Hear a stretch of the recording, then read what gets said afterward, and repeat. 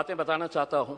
Morocco बहुत छोटा सा देश है, लेकिन जब ब्राज़ील को हराया तो शायद ब्राज़ील ने कभी सपने में भी नहीं सोचा होगा कि मोरक्को से हम हार जाएंगे। मेसी की अर्जेंटीना को जब सऊदी अरब ने हराया तो अर्जेंटीना ने कभी सोचा भी नहीं होगा कि सऊदी अरेबिया हमें इस तरह से हरा सकता है करके। लेकिन ये दोनों टीम्स, चाहे वो मोरक्को हो या सऊदी अरेबिया, जब मैदान में उतरे होंगे, उन्होंने पिछले 5 सालों से लगातार मेहनत कर रहे हैं ये सोचकर कि हम उतरेंगे तो हम जीतेंगे करके। हमें 135 करोड़ की आबादी वाले देश के अंदर हम लोग क्या कर रहे थे उस वक्त? हम टेलीविजन के सामने बैठे हुए थे और हम ताली बजा रहे थे।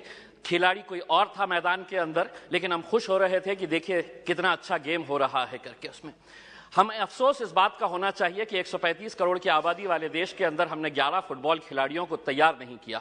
उस दिन सारे देश ने इस बात का चिंतन किया और हमने भी सोचा, यकीनन आपने भी सोचा होगा कि कहीं ना कहीं कुछ हमारी खेल नीतियों के अंदर कुछ बदलाव लाने की जरूरत है, वरना 135 करोड़ देश की आबादी अगर हम एक टीम तैयार नहीं कर रहे हैं तो कुछ ना कुछ कहीं ना कहीं गलत हो रहा है। इस बात का एहसास हुआ है और शायद वही एहसास को लेकर आज हम सभी लोग यहां पर इकट्ठा हुए हैं। मंत्री जी, मैं आपसे पूछना चाहता हूं, यूएस और चाइना ऐसा क्या कर रहा है कि उनके खिलाड़ी मैदान के अंदर उतरते हैं? कोई भी इंटरनेशनल इवेंट जब ऑर्गेनाइज होता है तो उनके खिलाड़ी गोल्ड ऐसे ही हंसते हंसते लेकर चले जाते हैं। हम एक गोल्ड अगर लेके आ जाते हैं तो पूरा देश सेलिब्रेट करता है, बल्कि प्राइम मिनिस्टर ले लीजिएगा, पूरे मिनिस्टर्स ले लीजिएगा, पूरे चीफ मिनिस्टर्स उसका जश्न मनाते हैं। जबकि हमारे पास पोटेंशियल इससे ज्यादा है। कहीं ना कहीं हम कुछ ऐसा नहीं कर पा रहे हैं वो कर रहे हैं करके। वो क्या कर रहे हैं? तो वो बचपन से ही अपने खिलाड़ियों को आइडेंटिफाई कर रहे हैं, कौन हमारा खिलाड़ी कौन से खेल के अंदर है, और उसके बाद पूरी जिम्मेदारी उनके स्पोर्ट्स एसोसिएशन, फेडरेशन और वहां की सरकार उठा रही है। हमें मंत्री जी हमारे शॉर्ट टर्म गोल्स और हमारे लॉन्ग टर्म टारगेट्स क्या होने चाहिए, इसको आइडेंटिफाई करने की जरूरत है। मंत्री जी, मैं आपसे अनुरोध करना चाहूंगा, एक सर्वे करवाइएगा पूरे देश के अंदर कि कितने ऐसे स्कूल्स हैं कि जहां पर स्पोर्ट्स टीचर्स मौजूद है।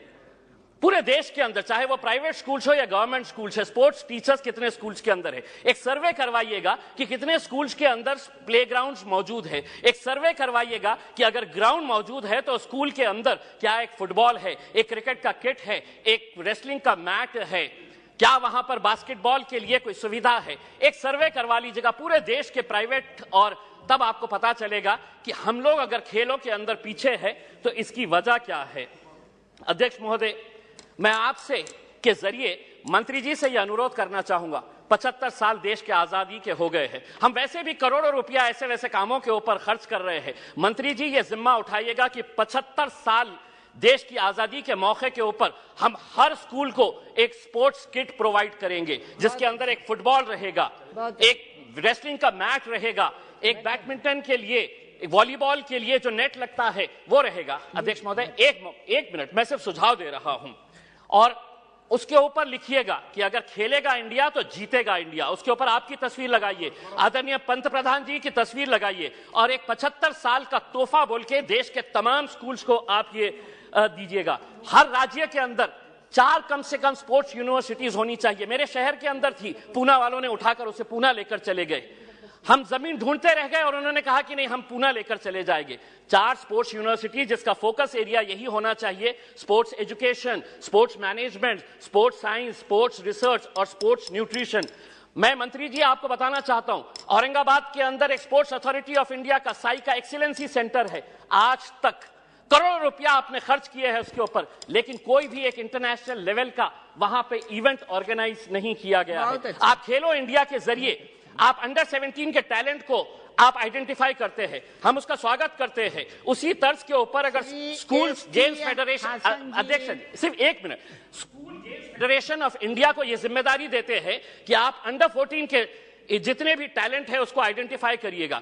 दूसरा, सबसे जाते जाते सिर्फ ये कहना चाहूंगा, भारतीय जनता पार्टी के एक एमपी है बृजभूषण सिंह जी, वो खुद एक पहलवान है। अगर वो रेसलिंग फेडरेशन ऑफ इंडिया के प्रेसिडेंट है तो हम उसका स्वागत करते हैं, लेकिन जिसने कभी जिंदगी में कोई एक गोल नहीं किया वो फुटबॉल एसोसिएशन का प्रेसिडेंट, जिसने कभी क्रिकेट बैट नहीं पकड़ा वो क्रिकेट एसोसिएशन का प्रेसिडेंट हो गया है। इसीलिए हम आपसे अनुरोध करेंगे, एक नियम बनाइए, राजनेताओं को खेलों से दूर रखिएगा, तब जाकर हमारे खिलाड़ी दुनिया के ऊपर राज करेंगे। बहुत बहुत धन्यवाद।